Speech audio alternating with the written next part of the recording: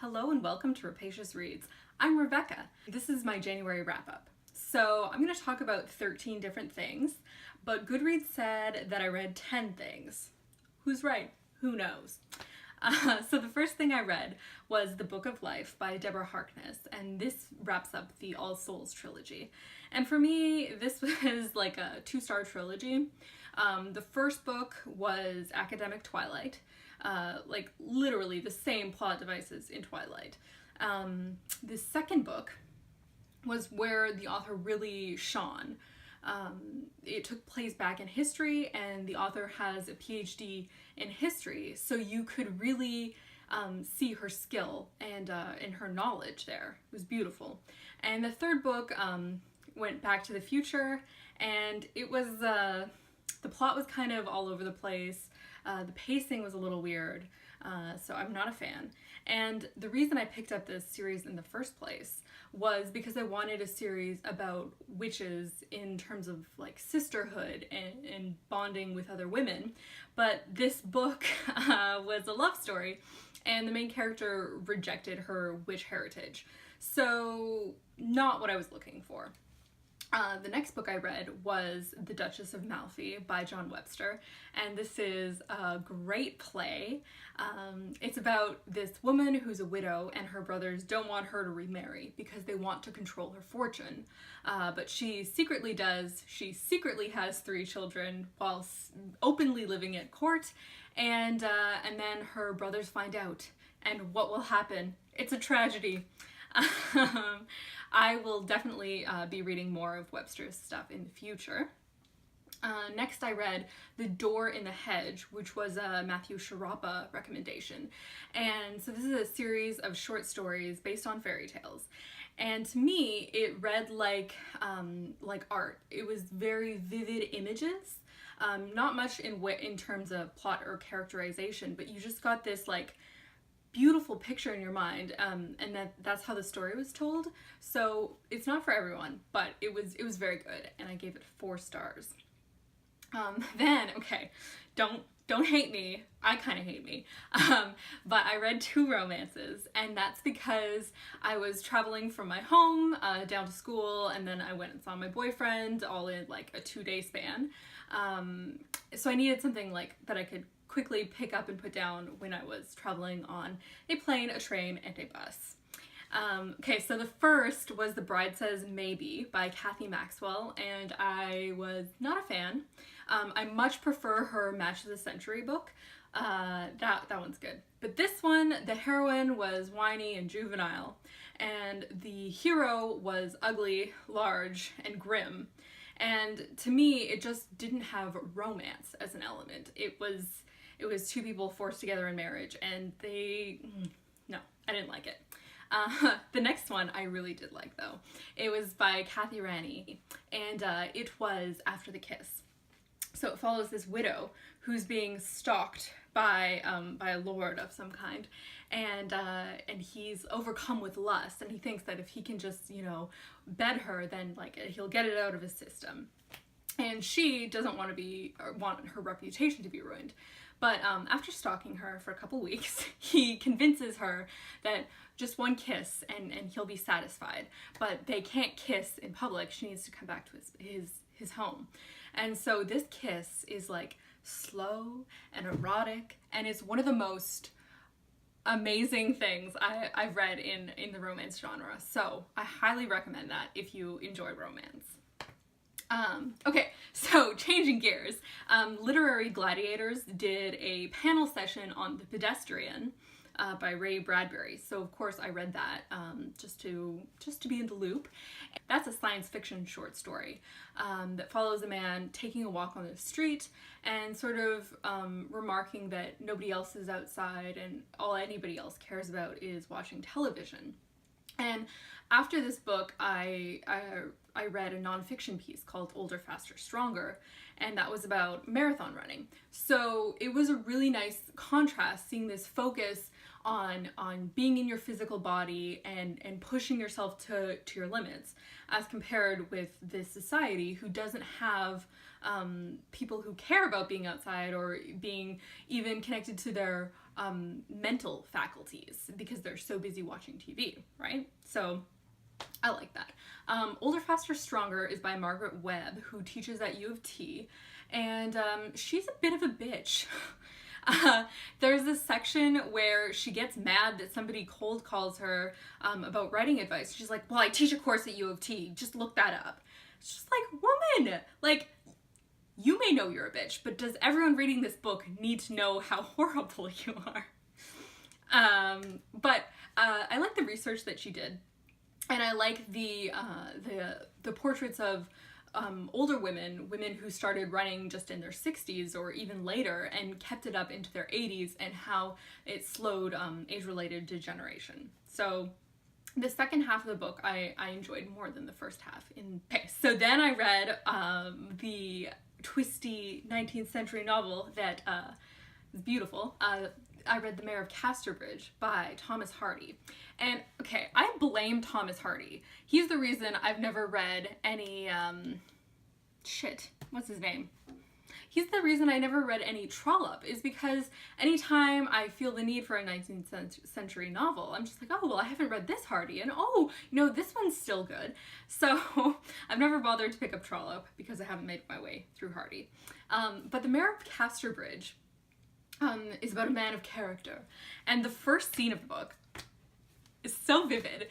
He sells his wife to a sailor, and his wife is kind of simple. And she believes like this is a legal transaction and the sailor is now her husband. And then after the first 3 chapters, we are 19 years in the future when it all comes to a head. So I really enjoyed this. I did not like the character of Henchard's daughter, Elizabeth Jane. At first when I was reading the book, I thought, oh, this is like Fantine from, no, it's like Cosette from Les Mis. But she's just dull and she's practical. Who wants a heroine like that? Okay, so then I was watching a Steve Donahue video. And he was talking about funny books that he'd read, and he recommended Literary Lapses by Stephen Leacock. And I thought, as a Canadian, you know, I should really read this book. So I brought it up to my friends in class. I'm like, oh yeah, Stephen Leacock, I think he's an alumni of our school. And they're like, Rebecca, what building are we in? I was like, Leacock? He's that Stephen Leacock with the building named after him. Oh, yeah, okay. My mom swears I'm blonde. It's 19th century humorist sketches, and my favorite was number 56, which is about this laundromat owner who is musing on a young man's life and love and all these things just by like the type of wardrobe that's coming into the laundromat and what sorts of stains are there, and it's just hilarious. I love all the layers to it. And then there's also the How to Live to Be 200, and Stephen Leacock is not a fan of healthcare. So then I DNF'd a book, and that's People Skills at Work. And this is a pop psychology book written by an MBA. And this book, bad. There are copy editing mistakes, there's some grammatical errors, and okay, I only read 50 pages. But there was a verb-noun pluralization mistake, and there was a fewer less than mistake, which those just grate on me so much. But the real problem was the research being used to substantiate the arguments of the author. He cited some... Oh my gosh, I'm so angry. I got so angry about this book, like I ranted for 2 hours straight. He used some research from people and their perspective on etiquette in the workplace and if it had changed during the past 30 years. So it was people's personal perspectives. It wasn't studies that measured etiquette in a formal or rigorous way. And it's just sloppy.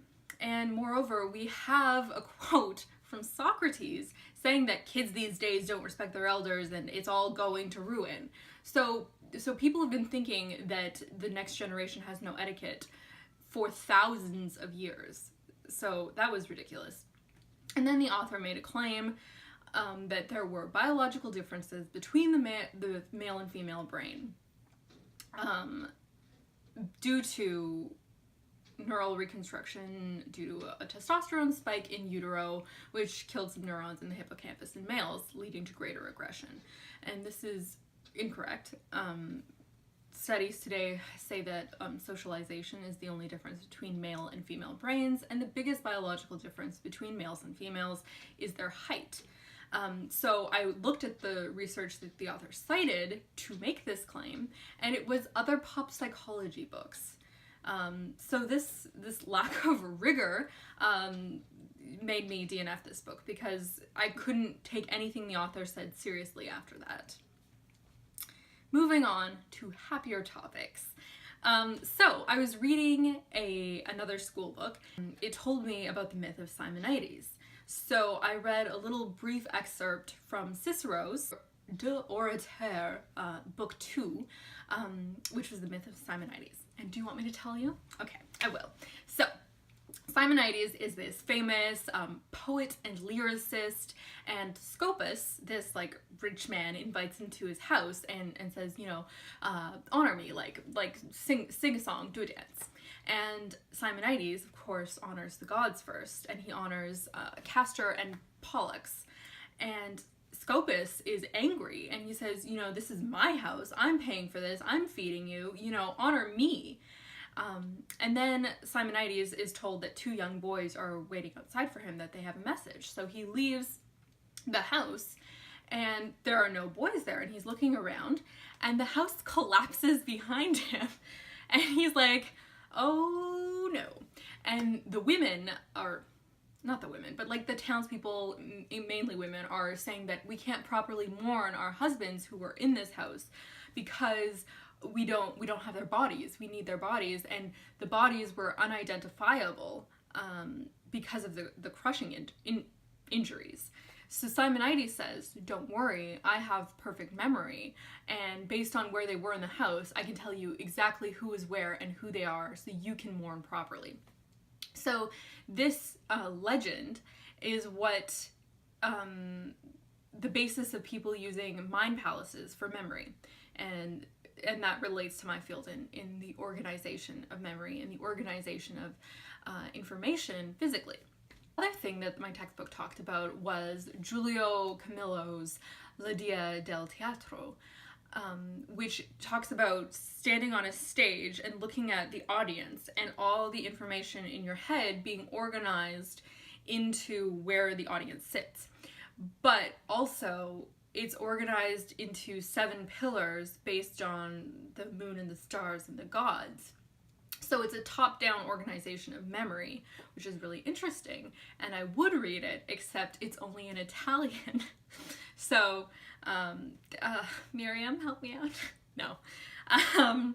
Yeah, those are all the books that I read this month. That's a lot. Yeah, I'll see you next week.